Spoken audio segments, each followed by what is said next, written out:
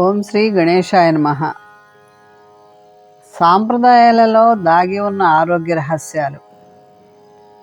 మానవులకు మంచి ఆరోగ్యం, మంచి అవగాహన అనేవి దేవుడిచ్చిన గొప్ప వరాలు. మన ఆరోగ్యం మన చేతుల్లోనే ఉంటుంది. ఆరోగ్యమే మహాభాగ్యం. మన పెద్దలు చెప్పిన పాటించిన సాంప్రదాయాలను పాటించి చక్కని ఆరోగ్యాన్ని పొందొచ్చు. వివిధ పుస్తకాల నుండి సేకరించిన విషయాలు మీకు తెలియజేస్తున్నాను. కుంకుమను ఎందుకు ధరించాలో మన పెద్దలు చెప్పారు. కుంకుమ ధరించటం అనేది కేవలం స్త్రీలకు మాత్రమే సంబంధించింది కాదు, స్త్రీ పురుషులిద్దరికీ సంబంధించింది. కుంకుమ పెట్టుకోవడం హిందూ సంప్రదాయం. అన్ని కులాల హిందువులు, శైవ వైష్ణవ మతస్థులు అందరూ నొసటన కుంకుమ ధరించడం గొప్పతనంగా భావిస్తారు. కుంకుమ ఆస్తికత చిహ్నం. 500-600 సంవత్సరాల క్రితం వరకు హిందూ మతస్థులు అందరూ తప్పనిసరిగా కుంకుమ నొసట దిద్దుకునేవారు. ఆ ఆచారం బలీయంగా ఉండేది. ఆచారంగా మాత్రమే కాకుండా అలంకారంగా కూడా ఉండేది. హరిచందనాన్ని, మంచి గంధాన్ని, విభూదిని కూడా నొసట ధరించటం హిందూ సాంప్రదాయంగా పాటిస్తూ వచ్చారు పూర్వీకులు. 2 కనుబొమ్మలకు మధ్య భాగంలో నుదుటి వద్ద ఎడ, పింగళ నాడులు కలిసి సుషుమ్నా నాడిగా పరివర్తనం చెందే స్థలం వద్ద కుంకుమను దిద్దుకుంటాం. ఈ కుంకుమ వల్ల మనిషికి దృష్టి దోషం తగలకుండా ఉంటుంది అని ఒక నమ్మకం ఉంది. మరొకటి, కుంకుమ ధరించే వ్యక్తికి ఎదుటివారు మానసికంగా లొంగిపోతారు అంటే సైకాలజీ కూడా ఉందన్నమాట. ఎరుపు రంగు మనిషికి మనోశక్తిని, త్యాగతత్వాన్ని, నిర్భయత్వాన్ని, పరోపకార గుణాన్ని కలిగిస్తాయనే థియరీ కూడా ఉంది. కుంకుమ ధరించడం పవిత్రతకి, ఆస్తికత్వానికి, ధార్మికత్వానికి పురుషులకు సంకేతమైతే, స్త్రీలకు 5వ స్థానానికి, సౌభాగ్యానికి, స్థిరబుద్ధికి సంకేతంగా చెప్పచ్చు. మానవుడు నాగరికత నేర్చిన దగ్గర నుంచి కూడా కుంకుమను ముఖ్య అలంకారంగా కూడా భావించినట్లుగా కొన్ని గ్రంథాల్లో ఉంది. గడపకి పసుపు రాయటంలో పరమార్థం తెలుసుకుందాం. ప్రభాత సంధ్య వేళ శ్రీ మహావిష్ణువు నరసింహావతారం ఎత్తి ఉగ్రుడై హిరణ్యకశిపుడిని గడప పైన సంహరించాడు. అట్టి గడప శ్రీ మహావిష్ణువుకు స్థానం. దానికి తోడు గుమ్మం వద్ద వ్యతిరేక తరంగాలు ప్రసరిస్తూ ఉంటాయి. గడప అంటే లక్ష్మీదేవి కూడా. అందుకనే లక్ష్మీదేవికి ఇష్టమైన పసుపుతోటి గడప అలుకుతారు. శుభప్రదమైన కుంకుమతో బొట్టు పెడతారు. పూర్వం రోజుల్లో పాములు ఎక్కువగా తిరుగుతుండేవి కనుక రక్షణగా కూడా పసుపుని గుమ్మాలకు, గడపలకు రాసేవారు.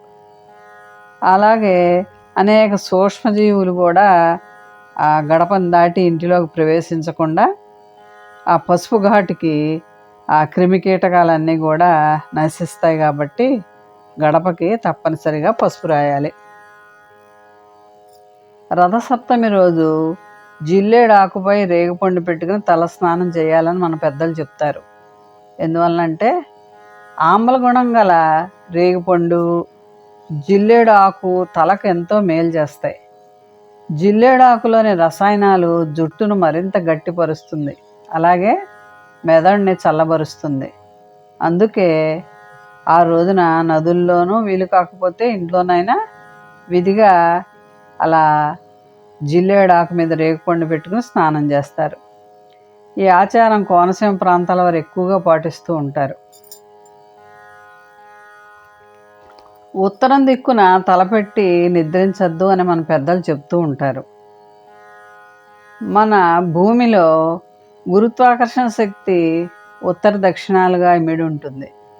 మనం అలానే నిద్రపోయామంటే ఉత్తర దక్షిణాల్లో ఇమిడి ఉన్న శక్తి యొక్క తరంగాలు మన మెదడులో దాగి ఉన్న శక్తివంతమైన విద్యుత్ తరంగాలను తగ్గించేస్తాయి.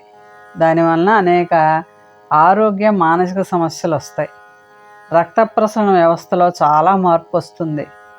మెదడులో లోపాలు తలెత్తుతాయి. అలా కాకుండా తూర్పు పడమర వైపు నిద్రిస్తే మెదడు సుఖవంత స్థానంలో ఉండి మెరుగుపడుతుంది. రక్త ప్రసరణ జరిగి శరీరానికి నూతన ఉత్తేజం వస్తుంది. అందుకనే ఉత్తర దిక్కునే తలపెట్టి పడుకోకూడదు. మనం గుళ్ళోకి వెళ్ళినప్పుడు హారతి ఇస్తూ ఉంటారు.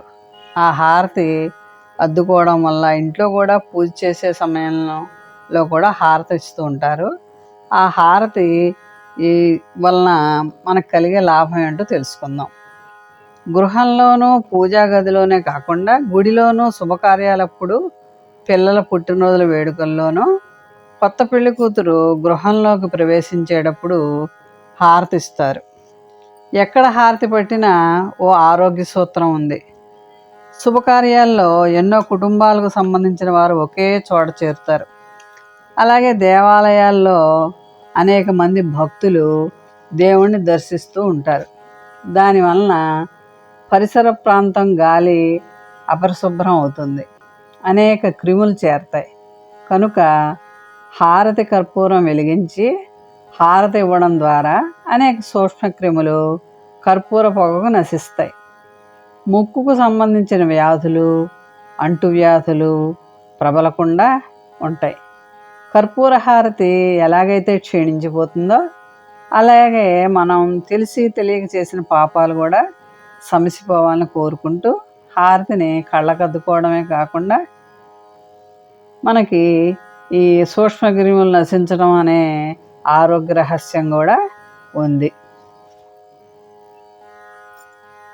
ప్రతి ఇంటి ముందు తులసి కోటను పెంచాలి, తప్పనిసరిగా ఇంటి ముందు తులసి మొక్క ఉండాలి అని చెప్పి మన పెద్దలు చెప్తూ ఉంటారు.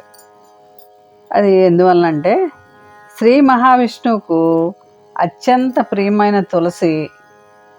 ఆ తులసి కోట ఉన్న గృహం భూతప్రేత పిశాచాలు రావు. తులసి ఆకు గాలి సోకితేనే ఎన్నో సూక్ష్మక్రిములు నశిస్తాయి. దేవదానవుల క్షీరసాగర మథనంలో జన్మించిన వాటిల్లో కొన్ని భూలోకానికి వరాలుగా ఇచ్చారు. వాటిలో తులసి కూడా ఒకటి. తులసి కోట ఉన్న చోట అశుభం అనేది వినిపించదు. తులసి గాలి ఆరోగ్యానికి చాలా మంచిది. కాబట్టి ప్రతి ఇంటి ముందు తులసి మొక్కను పెంచుకోవాలి. వివాహమైన స్త్రీ నల్లపూసలు తప్పనిసరిగా ధరించాలంటారు మన పెద్దలు.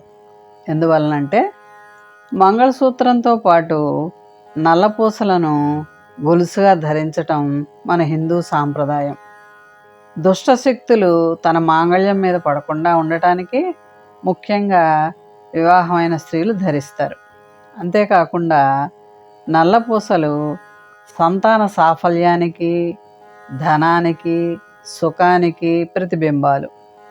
నల్లపూసలు శుభప్రదమైంది, సౌభాగ్యమైన ఆభరణం. కాబట్టి తప్పనిసరిగా వివాహమైన స్త్రీలు మంగళసూత్రంతో పాటు నల్లపూసలు కూడా ధరించాలి. మరికొన్ని సాంప్రదాయాల్లో దాగి ఉన్న ఆరోగ్య రహస్యాల గురించి వచ్చే ఎపిసోడ్లో తెలుసుకుందాం. మోహన్ వాణి ఛానల్ వారికి ధన్యవాదాలు. వినండి, వినిపించండి, వింటూనే ఉండండి. వినండి, వినిపించండి, వింటూనే ఉండండి. మోహన్ వాణి తెలుగు పోడ్కాస్ట్ మీరు వింటున్నారు. మోహన్ వాణి. ఇంతవరకు మన ఛానల్కి ఎవరైనా సబ్స్క్రైబ్ చేసుకోకపోతే ఇప్పుడే ఈ క్షణమే సబ్స్క్రైబ్ చేసుకుని ఆ పక్క నుండి బెల్ బటన్ మ్రోగించి మమ్మల్ని ప్రోత్సహిస్తారని మనస్ఫూర్తిగా కోరుకుంటూ సర్వేజన సుఖినో భవంతు, లోకా సమస్త సుఖినో భవంతు. ధన్యవాదాలు. స్వస్తి.